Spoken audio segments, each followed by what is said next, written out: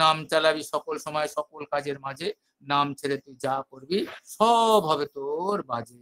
এই নামটা হচ্ছে এমন একটা সম্পদ, এমন একটা জীবনের শক্তি, এমন একটা জীবনের এনার্জি, যেটা না করলে মানুষের জীবন আস্তে আস্তে নিস্তেজ হয়ে যায়, মানুষের সত্তা আস্তে আস্তে শুকিয়ে যায়, মন প্রাণ আনন্দ থেকে বঞ্চিত হয়, আনন্দ থাকে না। ওই জন্য নামটা খুব করতে হয়। তাই ঠাকুর বলেন উষায় নিশায় মন্ত্র সাধন চলাফেরায় জপ যথা মুক্ত করে দাও। তার বিধান এই উষায় নিশায় মন্ত্র সাধন তিনি আমাকে বললেন। আচার্য শ্রী শ্রী পিতৃদেব শ্রী শ্রী বর্দা তিনি এই হাজার হাজার বাণীর মধ্যে 3টি বাণী তিনি আমাদের বাছাই করে দিলেন যে উষায় নিশায় মন্ত্র সাধন চলাফেরায় জপ যথা মুক্ত করে দাও। আর একটা দিলেন মানুষ এখন টাকা পর যত পারিস মানুষধর, মাছ মাংস খাস নি আর পেঁয়াজ রসুন মাদক সার। এই 3টি বাণী তিনি বললেন চরিত্রগত করে ফেলতে। এই যে জীবনে অভ্যাসে অনুশীলনে চলনে চরিত্রে এই জীবনটাকে ফুটিয়ে তোলা। এই 3টি মানুষ বাণী যদি মানুষ সত্যিকারের জীবন দিয়ে পরিপালন করে আস্তে আস্তে সেই মানুষটা ইষ্টমুখী হয়, ইষ্ট প্রাণ হয়ে ওঠে। দৈনন্দিন যজন যজন ইষ্টবিধি যে যতখানি করে ইহ জীবনে সে ততখানি শান্তিতে থাকে, শ্রী শ্রী পিতৃদেব বলছেন। আর যারা এটা অভ্যস্ত হয়ে যায়, এটা যারা অভ্যস্ত হয়ে যায় বলছে তাদের তো কথাই নেই। দৈনন্দিন জীবনে যজন যজন ইষ্টবিধি দোবেলা প্রার্থনা যারা করে বলে তারা অনেকখানি শান্তিতে থাকে। আর যারা এরা অভ্যস্ত হয়ে যায় এইটা ছাড়া তার জীবন চলে না বলে তাদের তো কথাই নেই। তারা জীবনে শান্তি ছাড়া অশান্তি তারা পায় না, জীবনটা তখন আনন্দে ভরপুর হয়ে থাকে। এই হচ্ছে কথা। তাই বললেন জীবন পথে জীবন ফলে বিহিত চলার স্বস্তি পায়। এই বিহিত চলা, বিহিত হচ্ছে তিনি যে পথ দিচ্ছেন সেই পথে আমাকে চলতে হবে। এই পথ যদি আমি অনুসরণ না করি তাহলে আমার জীবনে স্বস্তি নেই, আনন্দ নেই। আর ওই মন্ত্র ওই যজন সঞ্জীবনী মন্ত্র, নাম দিলে সঞ্জীবনী মন্ত্র, বাঁচা বাড়া তাকেই বাড়ায়, তত সেই জীবনটা আরো বেড়ে ওঠে। জীবন অকাল বার্ধক্য আসে না, অকাল আদিব্যাধিতে আক্রান্ত হয় না, অকাল রোগ ব্যাধি তার জীবনে ঘিরে ধরে না। এই যতন যদি সেই নিয়মিত এই নাম ধ্যান যজন যজন পালন করে তার জীবন আনন্দময় হয়, দীপ্তিমান হয়, দীপ্তিময় হয়ে ওঠে। ঠাকুর বাবা বললেন দেখুন ঘর সংসার যাই না করিস, ইষ্টে যদি থাকিস রত, সব কাজে তুই বল পাবি রে মাতাল হাতির মতো। ইষ্টের রত থাকতে বলছে, ইষ্টে মানে যুক্ত হয়ে থাকতে বলছে, ইষ্টের সঙ্গে আমাকে লেগে থাকতে হবে। ঘর সংসার যাই না করিস, ইষ্টে যদি থাকিস রত, সব কাজে তুই বল পাবি রে মাতাল হাতির মতো।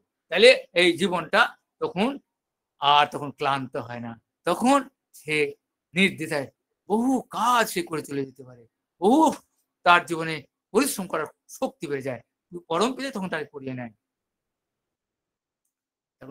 ইষ্ট ইষ্ট আর ইষ্ট স্বার্থের মনের আনাগোনা এমনি করে আসে এই ক্রমের চিত্ত সংযোজনা। ইষ্ট আর ইষ্ট স্বার্থ, ইষ্ট স্বার্থ ইষ্টের যে ইচ্ছা সেই ইচ্ছা মতন আমাকে চলতে হবে, সেই ইচ্ছা আমাকে জীবনে ভরপুর করে নিতে হবে, সেই ইচ্ছায় আমাকে জীবনে কাটাতে হবে।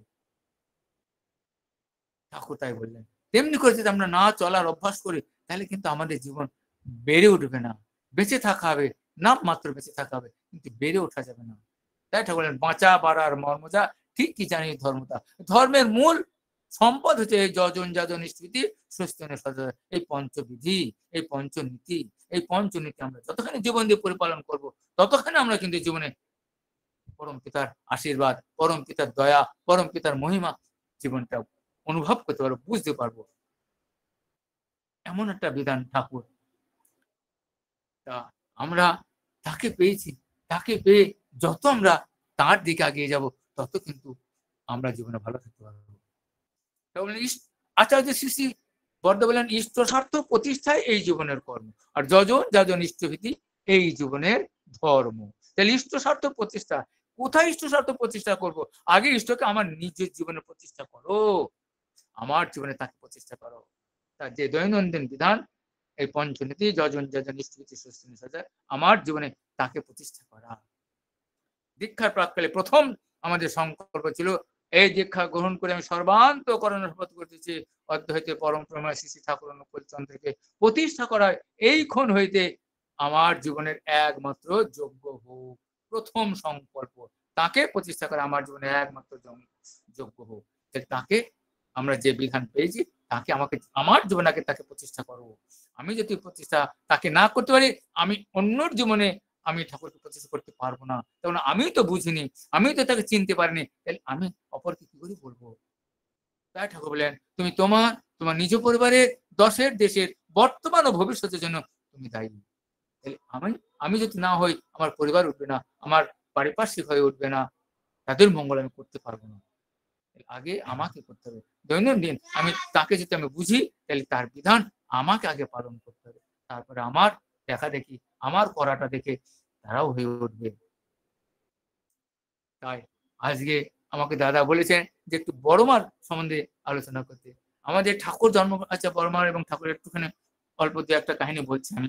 অতটা হয়তো আমার ক্লিয়ার জানা নেই, বা অত আমি প্রস্তুত হয়েও ছিলাম না। যাই হোক, অনেক কাহিনী আছে মনে, কিন্তু এই মুহূর্তে হয়তো আমি অতটা গুছিয়ে বলতে পারবো না। দু একটা আমি বলছি, খুব ভালো লাগলো। যাই হোক, এই দেখেন, আমাদের ঠাকুরের জন্ম হয়েছিল 1295 সালে 30শে ভাদ্র। 30শে ভাদ্র। আর আমাদের শ্রী শ্রী বর্মার জন্ম ছিল 1301 সালে কৃষ্ণ দ্বাদশী তিথিতে। হ্যাঁ, 14ই শ্রাবণ আজকে সেই দিনটা। ঠাকুরের থেকে আমাদের বড়মা ছিলেন মাত্র 6 বছরের ছোট বড়। 95 সালে ঠাকুরের জন্ম, আর শ্রী শ্রী বর্মার জন্ম 1301 সালে 14ই শ্রাবণ, 6 বছরের ছোট বড়। তাই ঠাকুরের যখন 18 বছর বয়স, 12 বছর বয়সে আমাদের শ্রী শ্রী বর্মায়ের আমাদের সঙ্গে ঠাকুরের শুভ বিবাহ হয়েছিল। সেই তিনি তখন থেকে তার জীবন সত্তা ছিল একমাত্র তার স্বামী, তুষ্টি পুষ্টি, তাকে ভালোবাসা। তার সত্তার একটা বর্মার আলাদা কোনো সত্তা নাই। তিনি বলতেন, আমার একমাত্র সত্তা আমার স্বামী। তিনি নিজেকে আলাদা ভাবতেন না ঠাকুরকে। ঠাকুর সেবা ছিল তার একমাত্র ধ্যান, জ্ঞান, পূজা, আরাধনা, যা কিছু। সারাটা দিন রাত তার চিন্তা একটাই, তাকে খুশি করা, তাকে খুশি আনন্দে রাখা। ঠাকুর খেতে বসে হঠাৎ করে তিনি বলছেন, বড়মো, আজকে আমার যে বড্ড খিচুড়ি খেতে ইচ্ছে করছে, তুমি কি খিচুড়ি বানাতে পারো? তুরন্ত একেবারে সঙ্গে সঙ্গে বড়মা, হ্যাঁ ঠাকুর, আপনি একটুখানি রেডি হয়ে আসুন, আমি এক্ষুনি করে দিচ্ছি খিচুড়ি। তখন রান্নাবাড়ি সব হয়ে গেছে। সঙ্গে সঙ্গে বড়মা সেই ডাল, ভাত, তরকারি কি সুন্দর করে তিনি আবার ডালের সম্বরা দিয়ে তার সঙ্গে ভাত, রান্না ভাত কি সুন্দর করে আবার তিনি সঙ্গে সঙ্গে ডাল দিয়ে, ভাত দিয়ে সুন্দর করে খিচুড়ি বানিয়ে ঠাকুরকে খাওয়ালেন। আর এত ঠাকুর তৃপ্ত হলেন, আনন্দ হলেন। এই তার উপস্থিত বুদ্ধি। তিনি সারা জীবন স্বামী সেবায় ব্যস্ত ছিলেন। এই যে যার স্বামীতে যেমন ভাব, সন্তানও তার তেমনি লাভ। তাই শ্রী শ্রী বর্মা আজকে আমাদের শ্রী শ্রী বর্মার মতন সন্তান জগৎ তিনি উপহার দিতে পেরেছিলেন। স্বামীর প্রতি টান যেমন ছেলেও জীবন পায়, তেমনি আজকে স্বামীর প্রতি তুখো টানে বৃত্তিভেদী নন্দনায় চলছে যখন মেয়ে তুমি সতী পতিব্রতা জানিস তাই। তখন সেই পতিব্রতা তার জীবনে গড়ে ওঠে। স্বামীর প্রতি তুকুর টানে বৃত্তিভেদী নন্দনায় চলছে যখন মেয়ে, যখন পতিব্রতা রয়েছে তার, এই একমাত্র পতিব্রতী নারী হয়। স্বামীর প্রতি তুখোর টানে, আর তার কেউ আপন নয়। তাকে পেয়ে তিনি একমাত্র তার প্রিয় পরম, তাকে তুষ্টি করা, তাকে খুশি করা। ঠাকুর বললেন, ঠাকুর বড়মা একটা বাণী দিলেন, যে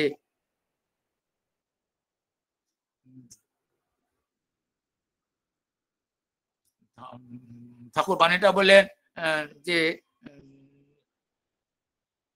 মনে আসছে না, ইষ্ট স্বার্থ পুরুষ, স্বামীর স্বার্থ বাণীটা মনে আসলো, যাই হোক, ইষ্ট স্বার্থ প্রতিষ্ঠাতে পুরুষ থাকে সতে, স্বামীর স্বার্থ প্রতিষ্ঠাতে পতিব্রতা বলে তাকে, নাকি এটা বাণীটা মনে আসছে না। যাই হোক, সেই প্রতিষ্ঠায় দাদা, আগে ইষ্ট স্বার্থ প্রতিষ্ঠায় এই জীবনের কর্ম, যজন যাজন ইষ্টবিধি এই জীবনের ধর্ম। হ্যাঁ, ওটা শ্রী শ্রী বর্দা বলেছিলেন, ইষ্ট স্বার্থ প্রতিষ্ঠায় এই জীবনের কর্ম, আর যজন যাজন ইষ্টবিধি এই জীবনের ধর্ম। না, ঠাকুর আর একটা বানিয়ে দিলেন, ওই যে বলে না যে ইষ্ট স্বার্থ প্রতিষ্ঠায় পুরুষ থাকে সতে, আর স্বামীর প্রীতি সুরে এই যে বাণীটা আমার মনে আসছে না, এটা বাণীটা ঠাকুরের বাণীটা আছে, হ্যাঁ যাই হোক এইটা আছে। ইষ্ট স্বার্থ প্রতিষ্ঠা, এটা শ্রী শ্রী বর্দার বাণী, হ্যাঁ আচার্যদেব শ্রী শ্রী বর্দা। ইষ্ট স্বার্থ প্রতিষ্ঠা এই জীবনের কর্ম, যজন যজন ইষ্টভীতি এই জীবনের ধর্ম। যজন যজন ইষ্টভীতি এই জীবনের ধর্ম, আর ইষ্ট স্বার্থ প্রতিষ্ঠা, ইষ্ট ইষ্ট স্বার্থ হচ্ছে দৈনন্দিন জীবনে এই যে আমাদের যজন যজন ইষ্টভীতি তিনি দিলেন, এটাকে প্রতিষ্ঠা করা, নিজের জীবনে প্রতিষ্ঠাটা করা, এবং আজকে বাইরের জগতে শ্রী শ্রী আচার্য দেব যেটা দিলেন আজকে দ্বিতীয়বার যে কর্মটা আমরা সবাই পেয়েছি, আজকে সৎসঙ্গ জগতে এটা এখন জোর আন্দোলন চলছে, মানুষের মনে প্রাণে অন্তরে একটাই কথা, দ্বিতীয়বার আচার্য নির্দেশ করে পালন করা,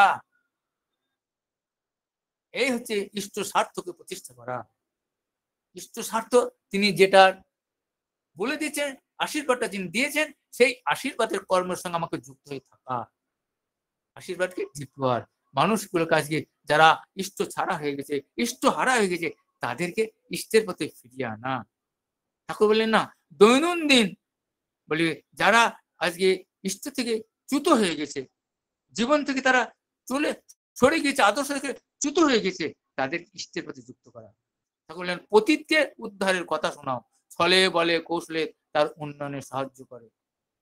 পতিত, পতিত মানে আদর্শ থেকে তারা হারিয়ে গেছে, আদর্শ চ্যুত হয়ে গেছে, আদর্শ থেকে ছিটকে গেছে, ছলে বলে কৌশলে আবার তাদেরকে ফিরিয়ে আনা, এই কর্ম তিনি দিলেন এই দ্বিতীয়ার্থের মধ্যে দিয়ে। যে মানুষটা আজকে ইষ্ট ছেড়ে গেছে, ছলে বলে কৌশলে তাকে ফিরে, আর তার জন্য আমার জন্য চাই কি, তার বাড়িতে যাওয়া, তার সঙ্গে মেশা, তাকে ইষ্টের কথা বলে আবার ইষ্টের পথে যুক্ত করে তোলা, দৈনন্দিন ইষ্টবিধি তাকে পরিপালন পথে ধরিয়ে দেওয়া। তা বলেন ধর্মকর্ম যতই করিস ইষ্টভীতি ফেলে সবই জানিস হলো ব্যর্থ, ওরে আর্য ছেলে। আমরা যত ধর্মকর্ম করি না, ইষ্টভীতি ধান্দা যদি মাথায় মজুদ রইল না, লক্ষ টাকাও করলেও দান ধর্ম তোকে হইল না। লক্ষ টাকা ধান, আমরা বহু জায়গায়, আমরা বড় বড় অনুষ্ঠানে, আমরা হরিসভা হয়, বড় বড় বাউল কীর্তন হয়, অনেক বড় বড় অনুষ্ঠান হয়, সেখানে আমরা দান করি, বলছে ধর্ম তোরে বইল না। ওটা জীবনের বাঁচা বাড়ার ধর্ম নয়। লাখ ধান্দায় মনটা ব্যস্ত, ইষ্ট ধান্দায় বইলি না, তবু চাষ বিধির দায় মতিচ্ছন্ন বুঝলি না। আমাদের লাখ ধান্দা করে, কিন্তু ইষ্ট কি আমরা বুঝতে পারি না। হোস না জ্ঞানী, হোস না ধ্যানী, গোসাই গোবিন্দ চায় না হোস, যজন যাজন ইষ্টভীতি না করলে তুই কিছুই নোস।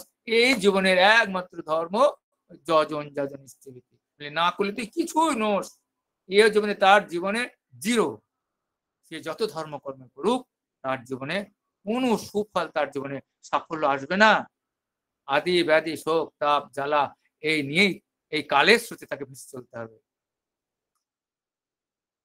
এই একটা ঠাকুর বললেন। তাই তাকে পরিপূরণ করা, তার ইচ্ছাকে জীবনে মেনে চলা, যত আমরা তাকে মেনে চলবো তত কিন্তু আমরা জীবনে বেড়ে উঠতে পারবো। ঠাকুর বহুভাবে আমাদের তিনি দিলেন। আমি শ্রী শ্রী বর্মার একটা কাহিনী বলছি, দুটো কাহিনী বলছি।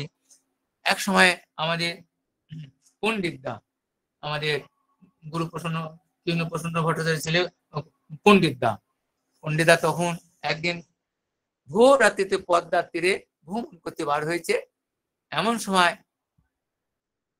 ওই ভোর রাত্রিতে যখন পদ্মার তীরে ভ্রমণ করতে বার হয়েছে, কিছু দূর যাওয়ার পরে কয়েকটা কুকুর তারে খুব জোরে তাড়া করেছে, খুব জোরে আওয়াজ করতে করতে পণ্ডিতার পিছু ছুটছে, আর পণ্ডিত খুব জোরে করে খুব প্রাণপণে চিৎকার করতে করতে করতে করতে ছুটছে।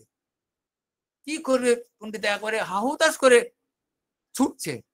ইন দ্য মেন টাইম হঠাৎ শ্রী শ্রী বর্মা পেছন থেকে বলছে, পণ্ডিত পণ্ডিত পণ্ডিত, তুই রুখে দাঁড়া, তুই ঘুরে দাঁড়া, তুই ঘুরে দাঁড়া। হঠাৎ পণ্ডিতদা বলছেন, এখানে বড়মায়ের গলার কোথায় আওয়াজ পাচ্ছে? যেই কথাটা শুনেছেন পণ্ডিতদা সঙ্গে সঙ্গে ঘুরে হাত তুলে কুকুরগুলো দেখে, যেই ঘুরে দাঁড়িয়েছে আর কুকুরগুলো ছিটকে দূরে পালিয়ে গেল। তখন আমাদের পণ্ডিতদা ভাবছেন, ও সত্যি তো, আমাকে তো এই মুহূর্তে বর্মা কিভাবে আমাকে রক্ষা করলেন, আমি তো এই বুদ্ধি তো আমার মাথায় আসেনি, আমি প্রাণপণে ছুটছি নিজেকে বাঁচানোর জন্য।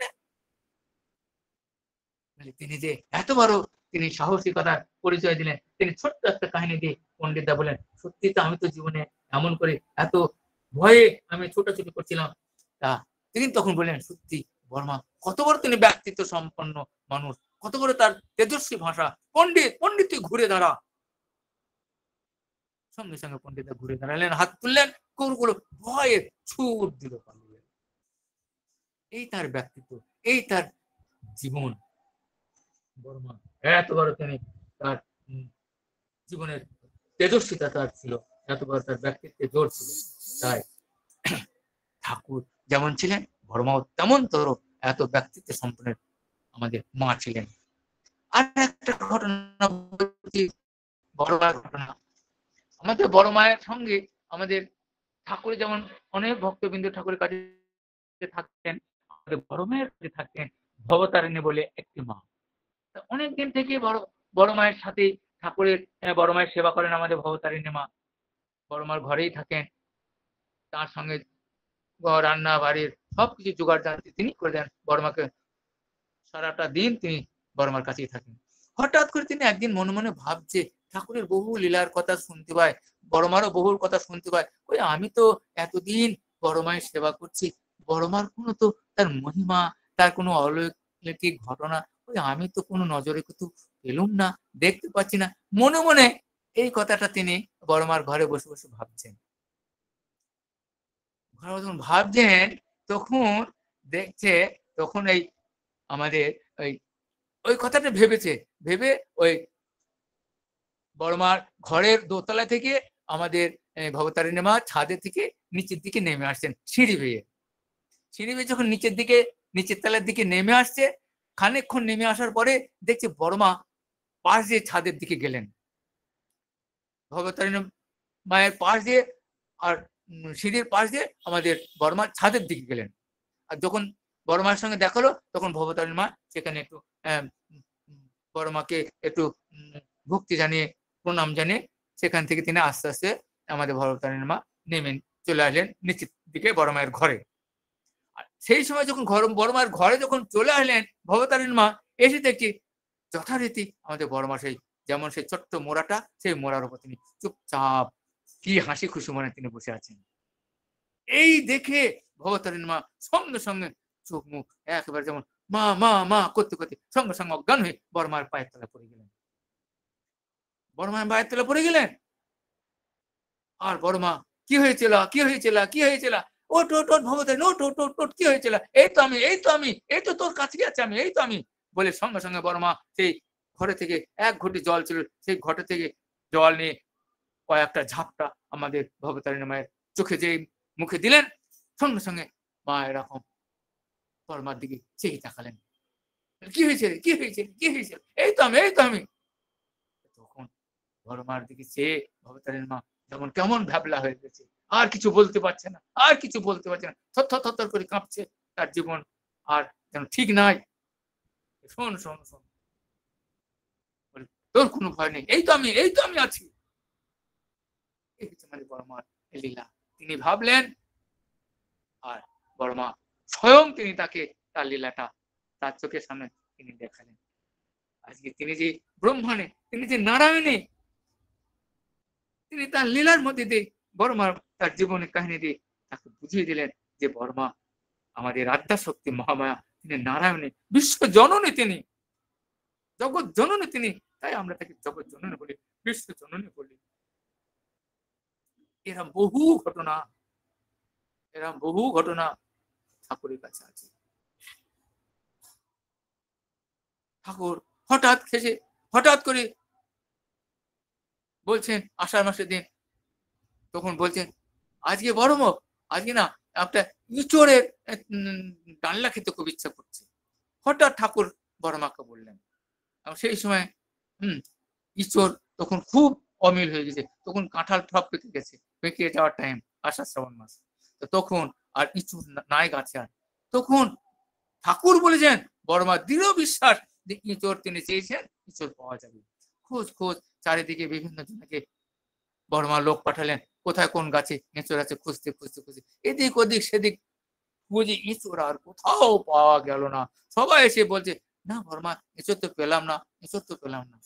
আমরা দেখেছেন, আপনারা দেখেছেন, ওই যারা ঠাকুর বাড়ি গিয়েছে, ওই আমাদের ঠাকুরের যেখানে ঠাকুর ভোগ হয় তার পেছনে বিশাল একটা বড় কাঁঠাল গাছ আছে। সেই কাঁঠাল গাছ একদম নিচে থেকে কাঁঠাল হয়। আমরা এদিনে গিয়ে দেখে আসলাম, প্রচুর কাঁঠাল হয়ে আছে।